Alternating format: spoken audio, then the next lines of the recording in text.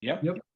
All right, great. So we're in Fireside Chat number 108, Network Infrastructure in a Hybrid Workplace, presented by the team at Extreme Networks. So this is an exciting topic we've been looking forward to. Thank you guys for being here.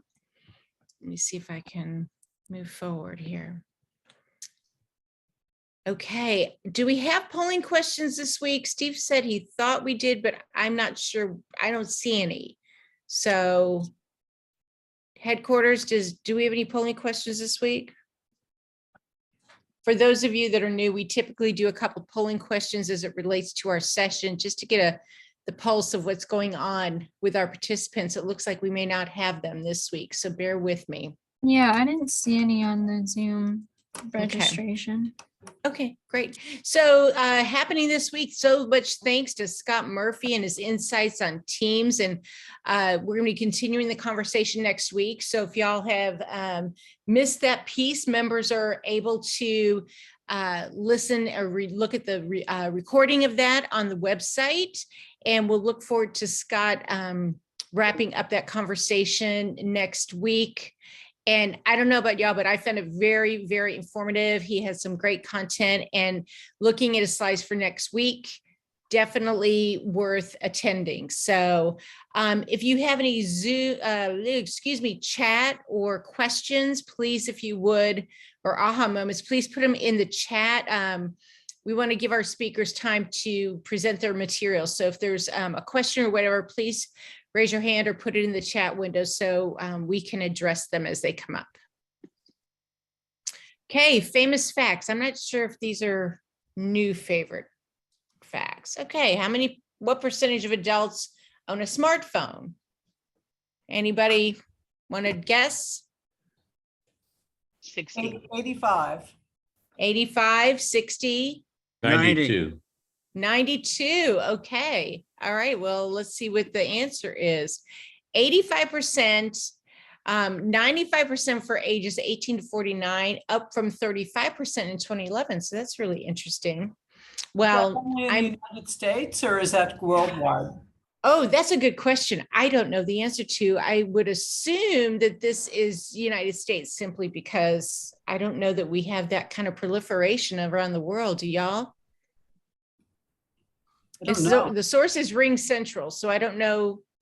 Do we have anyone from Ring Central on that would want to comment on that?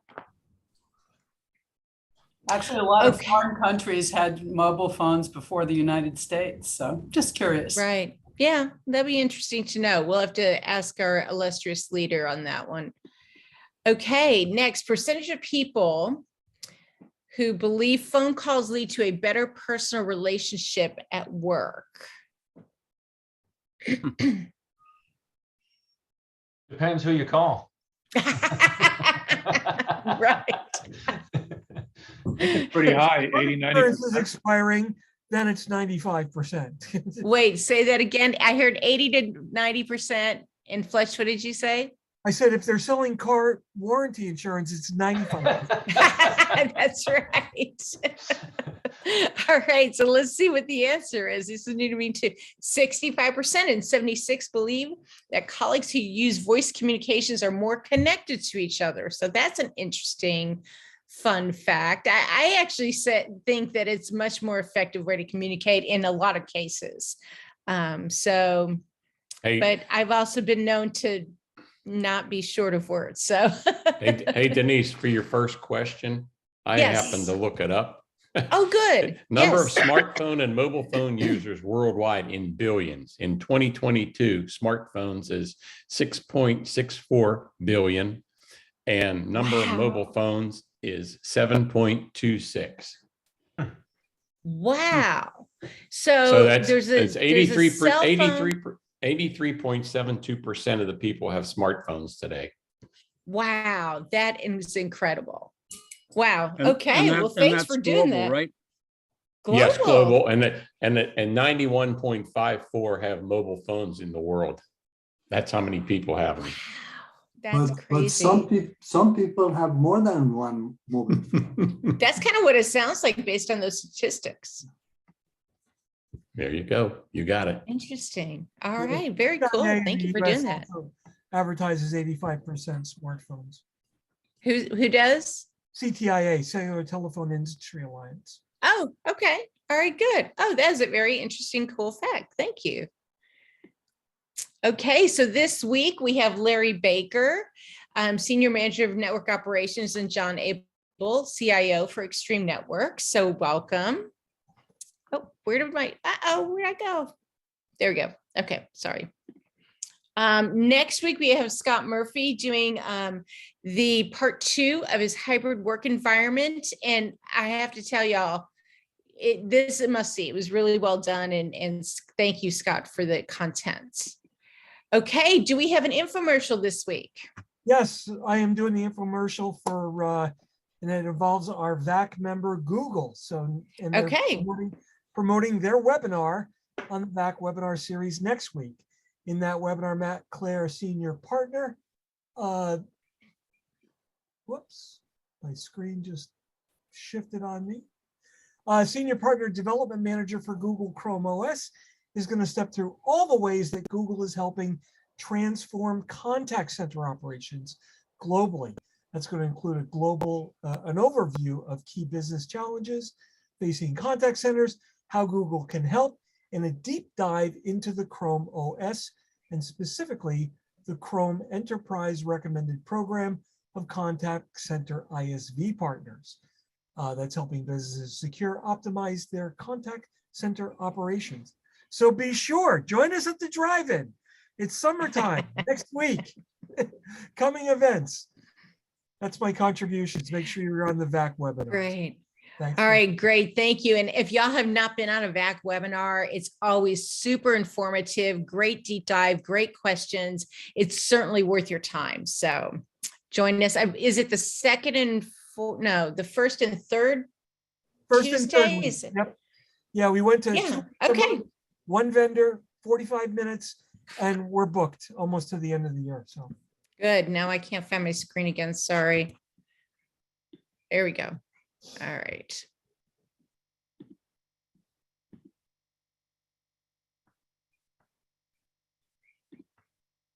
Oh, hang on. Looks like the end. Sorry. That looks like the end. My apologies. Wow, all done. All right. I'm gonna jump and go. I know that was the best. No, here. Okay. Fran. Are you on today, Fran? Anyone want to talk about the VAC happy hour this week? it's a happy place.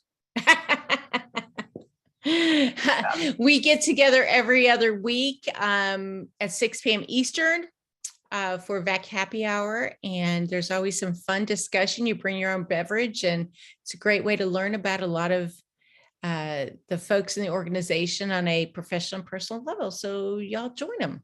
Many secrets are told. Oh, well, that's a tickler. I like that. Many. Denise, can I do a shout out to the new VAC members? It's a really good way to build relationships with us as consultants, because it is much more sort of person to person kind of communication. So I think it's probably the most effective and efficient way for you folks to get to know about us. Yes, we talk about some work stuff and being consultants, and I put everybody through last session my consultant 101 interview that I used to do. And I put thanks to Tom for who was it? Oh, Tom. Yeah, Tom, you were my guinea pig, but it's a really good way. Yeah. But it is a really good way to get to know people within the organization on a virtual level. So It's a great way to get dirt on everybody. There's a code of conduct, Fletch. Come on, come on. My goodness, my screen does not want to behave. You know, today. if we I'm so don't sorry. slow Fletch down, we're gonna need that kill switch that's in that car, you know. Okay, so a word from your president, Denise Monroe. Sorry, you're going to hear a lot from me today. The call for speakers for the 2022 conference is coming out Friday. So look for it on the website, and you'll hear more information about it next week. But we are really looking for some exciting deep dive sessions. So be on the lookout. We're going to do VAC panels this year, which we had not done in the past about specific topics as well. So, and we've got lots of fun stuff planned. So be on the lookout as the next week or so progresses. And we're going to be opening registration as well on July 8th. So look for that. Okay, now I'm going to turn it over to the team at Extreme. Larry, welcome. Hey, everybody. Yeah, name's Larry Baker. Could you do me a favor and show me which slides you have real quick? Because there were some updates. I want to make certain you have the latest. Yeah, just kind of scroll down to the slides. We don't have to click. Yeah, just kind of scroll. I want to make certain you have. These were the slides that Tom sent last night. Yeah, I was going to say these are the latest that I'm aware of. If you don't mind, let me share because oh, sure, some slight changes in there, and that way we can be All right. So Larry, while you're doing that, Larry, maybe I'll just tee it up, and I'm only on here, Denise, for a few minutes. So John Abel, the CIO here at Extreme, guys, and so good to see many of you and see the names. I was with you guys, if you recall, for many of you in San Diego last year and at the conference, and thoroughly enjoyed my time there and meeting many of you, and actually seen several of you at our user conference in Nashville just a few weeks ago. But I just wanted to remind you guys that, first of all, the topic you've picked today, I think is a very topical, high conversation. I was at a CIO conference myself in South Carolina a few weeks ago, and this was probably the most talked about item about return to office, hybrid workforce. And ironically, here I am, usually I'm in my home office, but here I am actually in our San Jose office, speaking to you today. This is my third day this week here. The next 2 days I'll be in my home office. So definitely the hybrid environment and return to office is a very high, common topic. And a lot of people are kind of like, are we going back to the office full time? Are we not? And it's a lot of CIOs and CFOs are wrestling with that debate. Larry was, who's on my team and you're going to hear from, was key at Extreme about moving us and getting us better prepared for the hybrid working environment we find ourselves in today. So he'll go over that. But and I can't stay on, unfortunately, for the whole call. However, just wanted to reiterate, that I'm available. Extreme, why we love you guys is we look for you guys the opportunity to introduce us to your clients.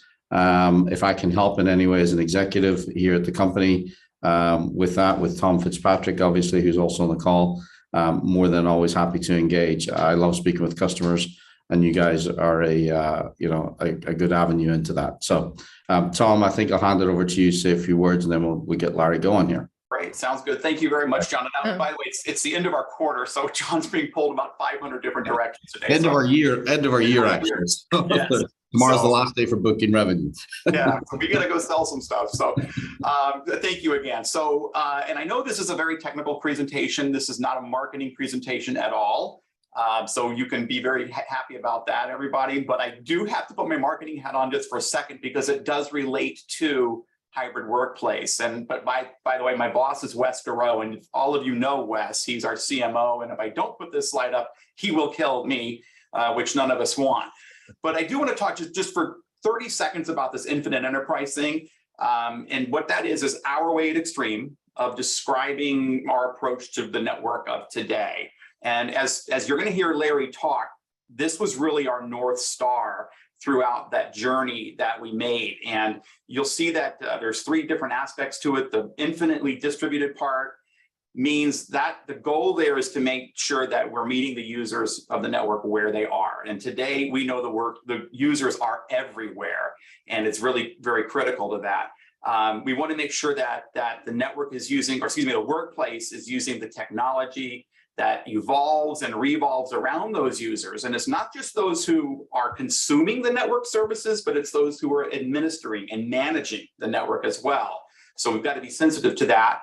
And then finally, this whole scalability thing, and I know these are a little bit out of order on the slide.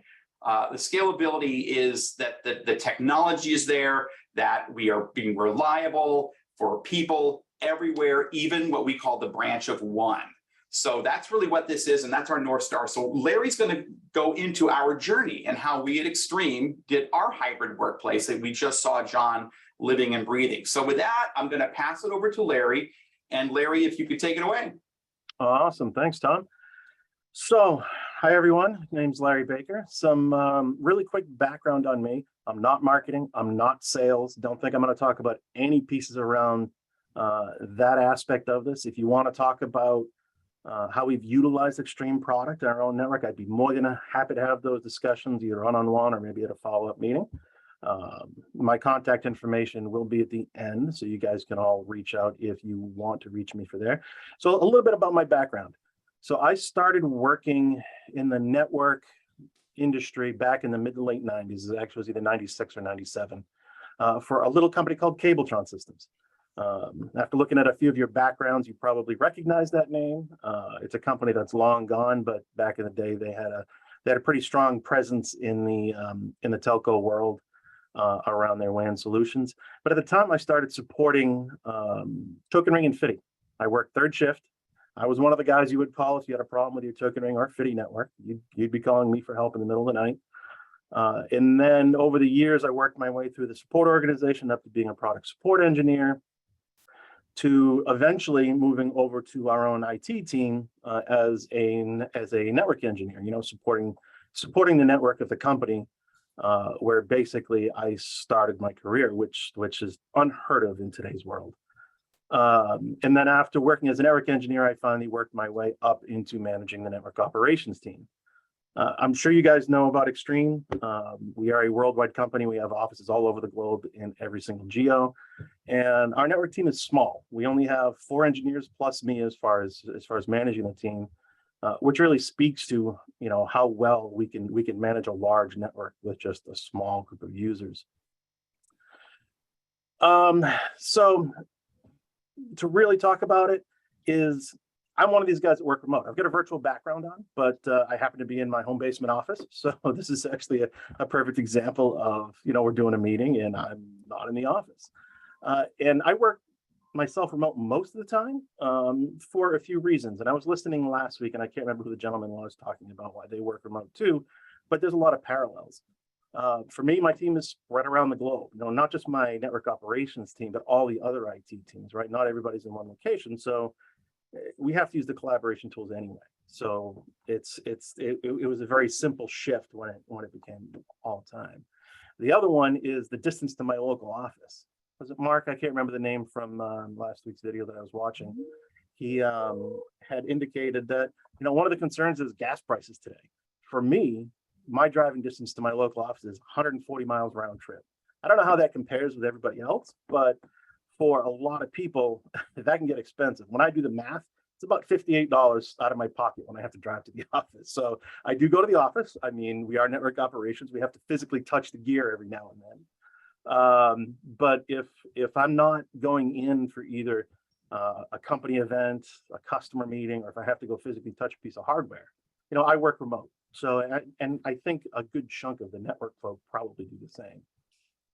I've also found that over the course of the pandemic and working remote almost all the time, actually, is that I found I'm more efficient, right? I mean, we still have those personal connections, but they're not the same versus having the quote unquote water cooler talk where we'd be sitting, talking about the various things. It's now more remote. So I think they're quicker, gives me, more time to focus on what I'm doing. I don't have my drive times.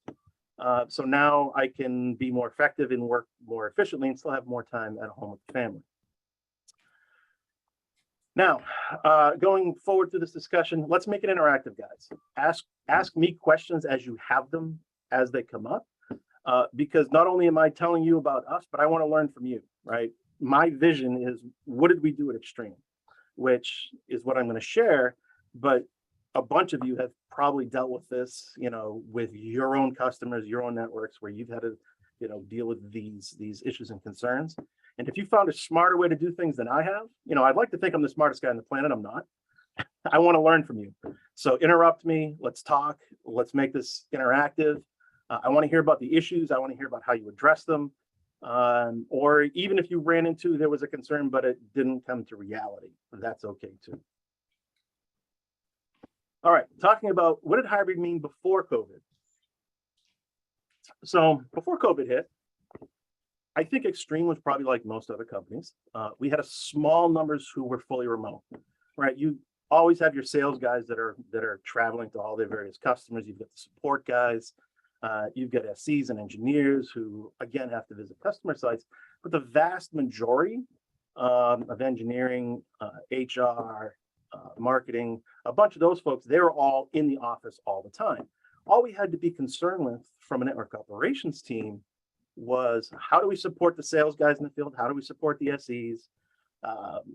Probably less than a 10% of the user base was remote, needing the VPN in, needing the access to the online or the in-house services and all that. So we had your traditional VPN infrastructure. We created hub sites around the globe. We had 3 in North America. We had a few in EMEA. We had a few in APAC. We had 1 or 2 down in South America. Pretty standard stuff, because if you're traveling around, you want to be able to connect to whatever the closest gateway is. No problem. Talk to you. Keep your, latency as low as possible, packet losses as low as possible, and all that. We're also a cloud-first approach type company. Before COVID, Extreme was already moving towards cloud-based applications because there's obvious benefits around that, right? We have to deal with whether it's email, whether we're talking ServiceNow, Salesforce, Azure AD, right? We've got to support a lot of applications, a lot of services. And while we have a very robust internal network, I mean, we are a network vendor, so we always use the best of our best products. But at the same time, you want to make that the best possible. So when it comes down to moving to the cloud, we saw benefits. So we were already heading down that path, which definitely helped us when COVID actually hit. Our engineering data, on the other hand, engineering data is huge, right? It's probably the biggest, most consumer of data within all of our network, right? It consumes, when I say terabytes, it's probably petabytes. One of my peer managers, that's actually his job to manage the storage around that, but it is a huge amount of data. Moving that into the cloud has always been, and in my own opinion to this day, is still challenging because of data storage costs. Last up on this slide is our end user on-prem support.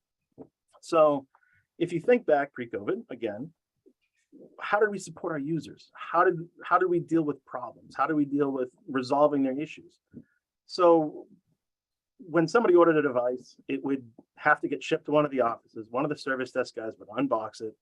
They'd have to load up all of our software. They'd have to enroll it in all of our different services and then ship that out to the end user. If there was a problem, yeah, they'd try and work remotely to resolve it. But if there was an issue, if there was some more complex problem, that would become a lot more difficult in trying to resolve remotely. And again, without COVID, it was, hey, why don't you just meet me at the office tomorrow or next week, or when are you going to be in the office? I'll meet you there and we can work through that. Again, COVID changed a lot of things around that. So what happened when COVID became a pandemic? Extreme, like probably nearly every company on the planet, 99% of our users went remote. It feels like overnight. I'd have to go back and look to see how fast it was, but it was within a matter of days, to maybe a week or 2 at tops, but everybody went remote. That was very disconcerting for me as a network operations manager, because we've always planned the network around, all right, everybody's in the office. We're looking at, what are our uplinks doing? What are our AP ports doing? What are our server uplinks doing? Data center connections, WAN links. Remote connectivity, while it was always there, it wasn't the highest priority. It was more of a, I hate to use the term best effort, but that's basically what it was. Because if you had a problem remotely, it's come into the office. Let's get it working in the office. The immediate impact of everybody going remote was absolutely stress on the VPN gateways. We immediately started watching all the utilization of all the gateways that we already had deployed around the globe. We had to watch them for all the resource allocations, CPU, memory, link utilization, session count, IPs. It was absolutely crazy, because in my mind, this was everybody that's connected in the office today, well, let's move them remote. Let's get them outside, right? They're going to all come in. And now where we had an infrastructure that was maybe on a day-to-day operational standpoint supporting 300 to 400 connections, had to jump up to 3,000, 3,500 connections. So that I hate to say, kept me up at night. There was plenty of nights where I was literally responding to incidents that got reported because I was afraid that some gateway collapsed. You know, it didn't have enough capacity. Something went wrong. I spent almost a month with a status dashboard of all of our gateways plastered on one of my monitors, and I was watching it like a hawk. When I say that, it was literally right next to anything else I was working on. So if something went red, we could address it before somebody could see it. Through that process, we found that we were in really good shape, right? The vast majority of our gateways were able to handle that load. We did have a couple of cases where we had to make some adjustments. We needed to increase IP pool size. We also found that we had to add a couple of gateways to different parts of the world simply because of traffic patterns, which I'm going to talk more in a little bit about that. The next challenge is visibility loss of some data. Doesn't sound like a big thing, but the reality of that world is network engineers today, right? We rely on data, right? People like to think it's the old school days of bits and bytes and packets. And while that's true, if something goes wrong, we have to get to that level. But today's network engineer, it's not necessarily about that. It's about where is my data moving? Where am I seeing the most utilization? Where am I seeing how much needs to go from point A to point B and at what times? When we went remote, we went to a split tunnel VPN config. Most people here probably know what that is, but the short and sweet of it is that traffic destined for internal on-prem systems would take the VPN tunnel. Traffic that isn't destined for internal, so think the cloud service applications, you have the Office 365, the ServiceNow, the Salesforces, would go direct out their internet connection. So we lost that visibility. Hey, Larry, can I interrupt? You wanted interactive. Can I interrupt with a question? Absolutely, go for it. Are you finding that companies, are there any companies that have problems with split tunneling? Is it a security risk? Is it something, we've had to approach clients that didn't have that. And we said, look, if you want to access your internal database and access the cloud, we got to work through some issues. So is this a security challenge that you've seen? Absolutely, absolutely. And that's actually what I was going to be talking about shortly in a moment, because I actually got pushback from my own internal InfoSec team. One of the things that my network operations team wanted to do just recently is, so just for one little quick backstory too, is at Extreme we use Palo Alto networks for our firewalls and VPN. Palo Alto recently released a feature where we could split tunnel off DNS as well. So if DNS, if somebody was requesting DNS resolution for something that wasn't Extreme internal, we could hand that off to the ISPs. From my perspective, I'm like, hey, that's great. We can further reduce traffic on the VPN. We can reduce load on our internal DNS servers and all that. Information security said, whoa, stop, because they want that. So my response is absolutely, I've seen that, right? And I've seen that internally because something that I thought was great, our information security director said, whoa, that's an issue for us because we like seeing the internal DNS, right? We like seeing what the clients are resolving when they have VPN up. And it's not because they want to snoop on the users or they want to see what they're doing per se. It's about if somebody's machine gets compromised, right? We can talk around, you know, when something gets compromised and it starts to launch man-in-the-middle attacks, blah, blah, blah, or it's trying to do something else, it's going to start querying probably other command and control servers. Now, by having DNS routed to our internal servers, right, they see that in the DNS logs, and then our SIM actually has alarms and alerts around that. So we can then go after that user to say, hey, wait a minute, shut your machine down. There's something wrong. We need to look at it. So to answer your question, yes, we have absolutely seen that same thing. And that's been a challenge of my own. Did that answer your question?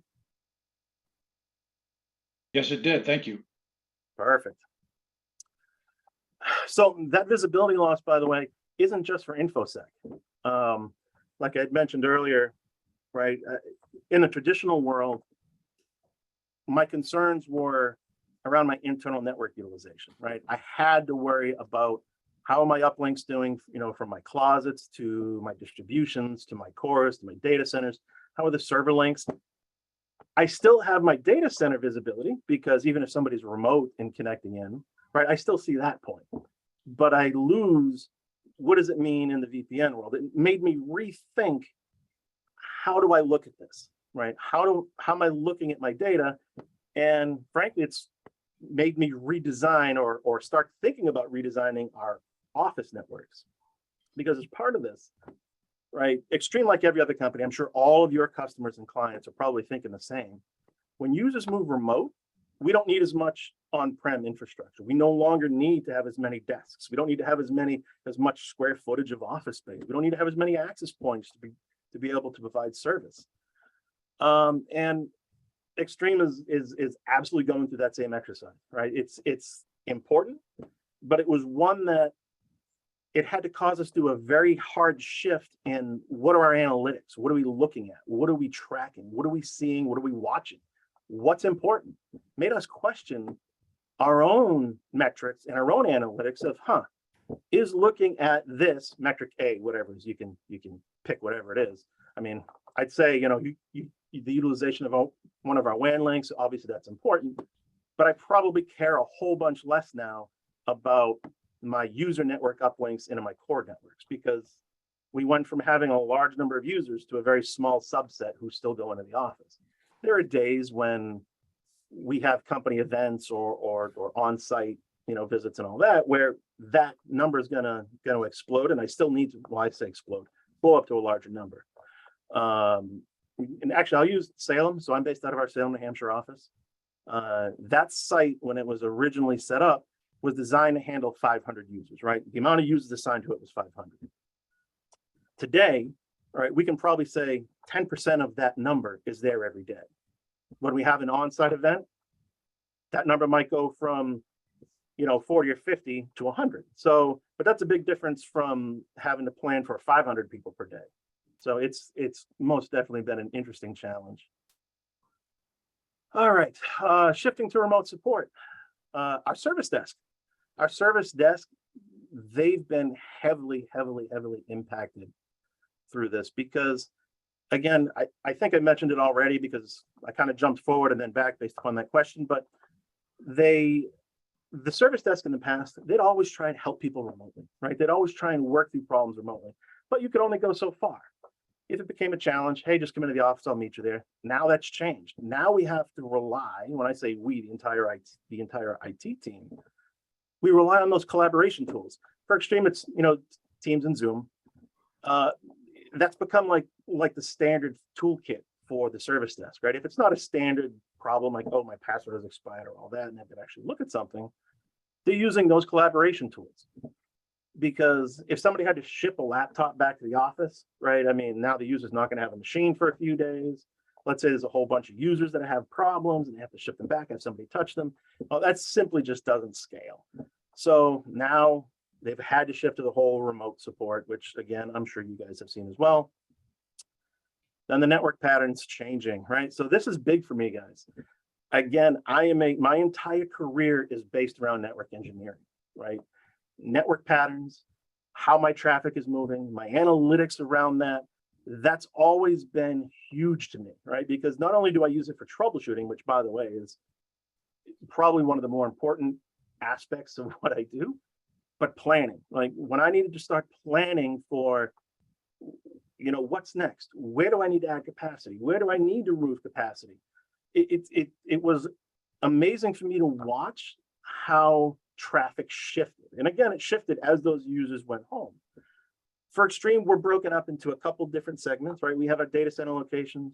We have our mid sites that have engineering, our GTech, our support guys. And then we have our small remote sales offices. So in the small remote sales office world, I saw traffic fall to the floor. Like, I mean, I don't know how many people actually went into the office. That's really not within my purview. But we saw utilization, let's say if what was 100% before, it probably dropped to less than 10, right? It's was very much, I think our network management traffic was probably the majority in that case. When we talk the mid sites, those are our GTech support sites where our GTech labs are, where some of our engineering guys sit and all that. We saw an exponential increase in traffic because everybody that sat in the office went remote. They were now trying to reach all the systems that they use remotely versus they'd be at their desk. So, and when they were at their desk, I really wasn't concerned. I don't want to say we had unlimited bandwidth, but every user drop had at least a gig connection versus my WAN link in most of our mid sites were between 100 meg to a gig. So everybody having their gig link to be able to reach their labs is great when they're in the office, to now I got to try and get everybody in there across that one single WAN link, which the vast majority were not gig. And then in our data centers, what we saw was it was almost unchanged. Our data center networks were basically the same, which my initial reaction when I first looked at that data, I thought was a little surprising. For some reason, I thought it would change, and I'm not sure why, but in hindsight, looking at it, it's not a surprise because our data centers is where all the engineering data is, all the supporting data is stored. Whether somebody's in the office or they're remote really doesn't change. So for us, it was, where do the engineers sit? All the code developers and all the support guys. That was the real critical piece around how do we support them? How do we give them the access that they need? All right, so what does it mean today? Actually, before I jump into that, guys, was there, guys and ladies, was there anything, any questions you had on that previous slide or any of the discussion points I brought up? Could you just tell me in a sentence or two what exactly Extreme Networks does? Sorry, but I just don't know. No worries, no worries. So Extreme Networks sells high-speed switching and routing solutions, as well as all the software to support them, including a cloud-based management system. Okay. I got that. Thank you.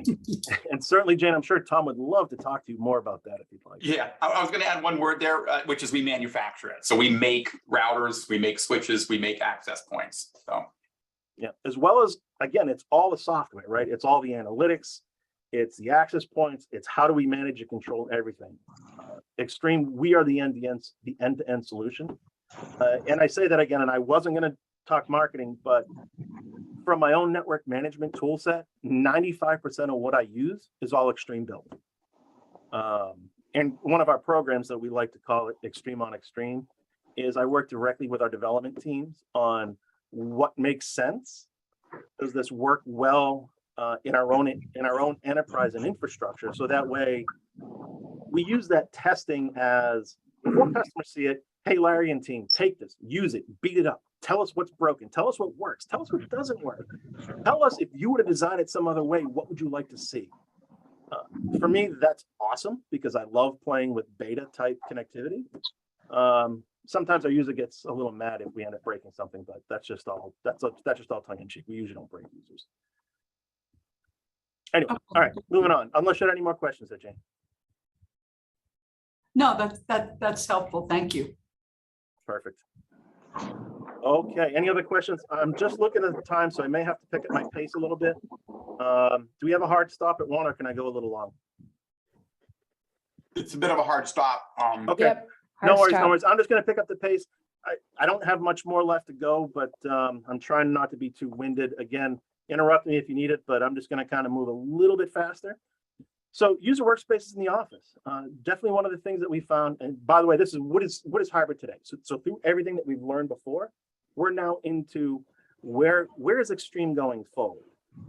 This is a little more than just network, but I think it's important to talk about is, the user workspace and what we still have today. Oh, I'm sorry. Was somebody trying to jump in there? You're always. Hey, Greg, can you go on mute, please? Yeah, no worries, right? I'm just going to keep talking. Somebody just step over me if I need to then, or if I need to stop. So the user workspace in the office, even though the vast majority of our users went remote, because frankly, I'm a believer in that too, right? I just told you I've got a long drive, it costs me a lot of money when I have to drive to the office now more than ever. We still need to be able to support them in the office. We still need to be able to have that space for them. Because every now and then we have a team that wants to get together. We have a customer event. We have an internal event. So what we, Extreme IT, have done, right? We set up a series of hotel cubes where we set up that cubicle with monitors, keyboards, mice, everything that you need to work in a day, docking station. So you literally come in, drop your laptop down, plug in, and boom, you're there. And a reservation system around that. Because we may end up, as we reduce our own spaces, right, to be more efficient, to be more cost effective for our own business. We don't want to all of a sudden have 100 people show up and only have 50 desks. So setting up that reservation system became important. So people would know, one, where they're sitting. We didn't have any conflicts. We didn't have to deal with not having enough space. And those that are still full-time in the office, by the way, they still have their desks. They still have their spaces, right? We made certain that they were taken care of. They still have all of their things that they like, because some people, quite frankly, want to work in the office. They don't want to be remote. They want to get away from the distractions of the family or whatever's going on at home. They just want to work in the office. I'm going to jump up to mobile and BYOD. Okay. All right. So mobile and BYOD. So security is very, very, very important here. Users in the office would tend to use their corporate issued laptop, their corporate issued desktop, whatever the corporate access devices, didn't really matter. Yeah, some people still use their mobile phones or tablets in the office, but that was a very, very, very small number. Now that people went home to work at home, and by the way, I'm just as guilty, and I don't know if John is still listening, but I can tell you I'm going to be one that's guilty of this, that I use my own personal system a lot because it's configured just the way I want. I can do the things that I want and all that. But our challenge now becomes is how do we secure that? How do we make certain that things aren't getting compromised? How do we ensure that if something's accessing an internal resource on some device that Extreme doesn't have direct visibility into, what does that mean? And how do we create those protections? And I'll probably use an even better example of, I'm sure you guys know network guys, but we're never disconnected. We're always connected. You can reach me 24 hours a day, doesn't matter. If let's just say it's the end of the evening, I'm already relaxing on the couch watching TV with my wife, and John says, "Hey Larry, I need this," right? And I probably have my iPad next to me, if not my phone. If I can go click on a couple of buttons and do a couple of things and give it to him from my iPad, why wouldn't I do that, right? It makes me look better to the boss, and at the same time I deliver what he needs, versus, oh, I'm not working, so I'm gonna ignore that tomorrow. The challenge there, again, and I have to reiterate this, is security. How do we secure that data? From the Extreme side, right, that's a combination of MFA, that's a combination of making certain that the user has to authenticate to be able to receive that data. The visibility side, sorry guys, I'm just checking my watch to make sure I'm not running too far behind, which I already am, is what do we do, right? What do we do? Because it's while the user sat in the office, we had analytics on every single packet, on every single port, in and out of every system on the network. Sounds a little Big Brother-ish, and to some extent it is, but when you're a network engineer, that's critical, that's vital, right? How do I do my planning? How do I do security? And I know I'm gonna probably date myself a little bit, let's say somebody connected some device to our network that had some, think of some old school worm that would then try and proliferate across the network and access different shares and try and infect other machines. In the office, we had the visibility to identify that. We could alarm on it. We could immediately shut it down before it had a chance to do anything.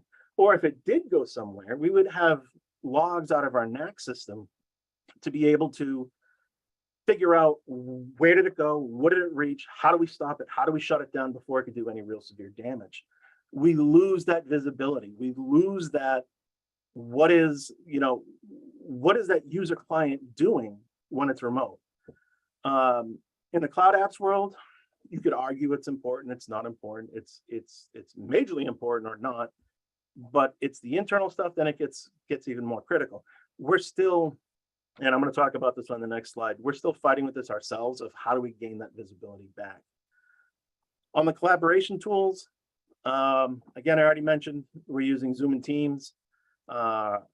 Nearly everybody in our company is using those tools. If you're not working on something alone, you probably have to talk to somebody, right? So it's Zoom or Teams. Let's get together. Let's talk about it. In the office, you would go sit down. Well, it's virtually, it's still the same. Let me jump down to where I use the device deployments. So in the past, the way we did it at Extreme, which I did touch on earlier, was we'd order a device, the order would come in, IT would configure it, ship it to the end user. Now we don't have to worry about that anymore. When a new order comes in, we order from our suppliers, which I'm not the guy that orders it. I can't tell you who they are. I can tell you it's Windows and Mac. The device gets shipped to them. The user opens up that device. It then connects to our internal management, or actually it's not really internal, but our management systems, which case we use Jamf for Mac devices. We use Microsoft Endpoint Manager for Windows devices. Device boots up, connects to the various, which management platform. That management platform pushes all the policies down to the device, downloads all of the Extreme software, whether it's Outlook, whether it's, take your pick, project, whatever. Antivirus, adds all the policies, loads everything up, reboots, and then it's the same as if one of our internal IT guys did the setup or if the user did it, because it's completely independent, right? It's really, truly zero touch. And one of the real interesting aspects that me personally that I've liked, and I'm going to be one of the guys that's guilty of this, right? Think the GTech support guys, think the development engineers, right? We tend to get in and break them, right? Or at least I do, because I'm trying to break things. I'm trying to break our security. I'm trying to break anything I can to make certain that our users can't break it. And sometimes I break it so much that the machine is unusable. And when that happens, in the old school days, you would have to simply wipe the device, reformat the drive, reinstall the operating system, reinstall all of your tools and everything else. Today, the users can do that if they want. They can literally enter a couple of commands. We actually have a little company portal that actually issues a command to wipe the device and reinstall and put everything back the way it was, which is fantastic because that's now it's truly zero touch in the world. It's truly zero touch in the IT world. And I don't know about the rest of you, but as somebody who's been doing this for multiple decades and who's heard the term zero touch thrown around for so long through so many products and so many different things. Again, for me, I'm truly seeing zero touch nowadays. I can wipe a device, which my corporate laptop is right next to me. I can wipe it, sign in, and just leave it alone for an hour while it downloads and does all of its things. To me, that's huge. That's huge. All right, expanded monitoring. Again, I mentioned our InfoSec team when we were talking about split tunneling DNS. They actually had to convince me, and I get it, because I pushed back on them for a while at first, because for me as the network manager, right, I want to reduce stress on our circuits, I want to reduce stress on our tunnels, I want to reduce stress on our DNS service, but they needed that visibility. As we go forward, we have to keep working towards that, right? We have to keep building that, because we're still, without me actually going and adding up numbers, I'd say we probably have 50% of the visibility that we used to have. And is that a bad thing? I can argue this both ways. Yes, it's bad. It's bad that some things are happening that I can't see. And when it's a user's home device, I don't necessarily want to see it, nor do I care to see it. So we're working on this balance between what does InfoSec need, what does NetOps need, and how do we make certain we all play together and make certain that the end user's experience doesn't get interrupted, right? Because at the end of the day, they're going to be able to do their job and whatever else is going on in their network. But so going forward, we're having to rely now on client tools, right? In the VPN world, right, we've got our Palo Alto firewalls, which is awesome. If they're connecting to something internal, that's connecting through our firewall zones. So I've got absolute logging around that. I can see that. It becomes, what does it mean once you're past that piece, right? When the client's talking to the Office 365s, the ServiceNows, the Salesforces, or whatever other external thing that doesn't exist internally within Extreme, how do we make certain we monitor that? And how do we figure out what that next step is? So that's what we're going to continue with. And guys, I'm sorry, I'm down to 3 minutes, so I'm going to have to move really fast on this next one because I want to have at least a few minutes.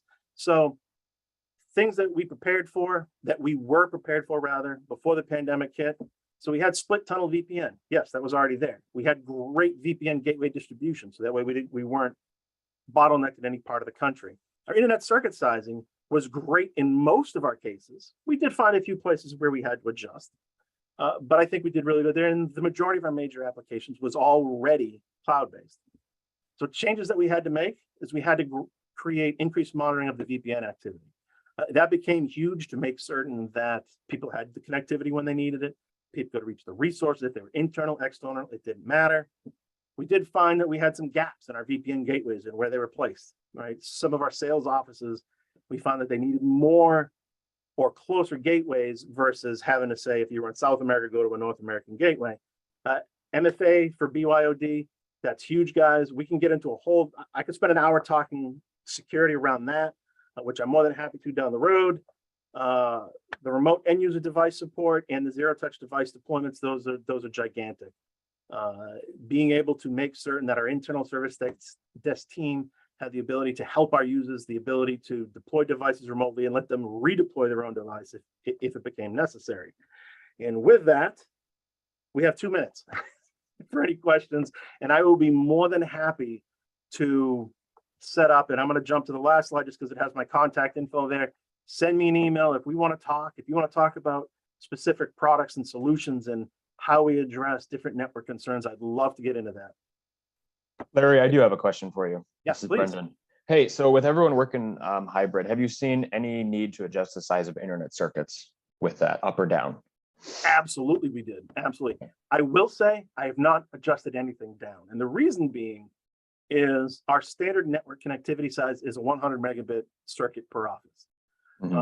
For engineering locations, we go higher, but we don't go lower than that, simply because internet circuits are getting cheap. But our mid-size sites, so where we have sites where there's engineering, where there's GTech and support staff that are constantly accessing internal data, we saw a huge gap there. We saw those circuits getting overrun all the time. So we went through and had to increase them, and we bumped all of those to a gig. And where we are today is we now have sites that are actually hitting that limit. So now we're having to go back and look again of what's the next right size for those circuits. Sure. Wow. Thank you. Hey, Larry. Larry, how many folks actually returned to the office, and was that more or less than what you thought it would be? So for me, and I don't have the official count, guys. I'm not HR. I'm not facilities. I don't have access to that data. But from a pure network data, right? So I can see wireless clients. I can see clients that are plugged into the physical switch ports. I saw it about 10%. Right now, I looked just last week to see if we would have put in what were we before to now. It was right around the 10%. And what I did by that is I stripped out those bumps of when there was some big event in the office. And I also stripped out those days when they were down in the middle. So I tried to be median. That median is about 10% for us. The days where we have big events in the office, I saw that jump to probably 50. But again, if you strip those out, it's about the 10, 12, 15 is what I saw. Okay, thanks. Well, Larry, thank you so much for your time today. And we may have you back for part 2. We'll see how things go. But if you want to expand this conversation, we certainly can make time for that. I want to thank you guys for your participation today, and anyone in attendance, thank you so much, and have a great holiday weekend. Thanks, everybody. Thanks, Denise. See everybody. Thanks, Denise. Thanks, Claire. See ya.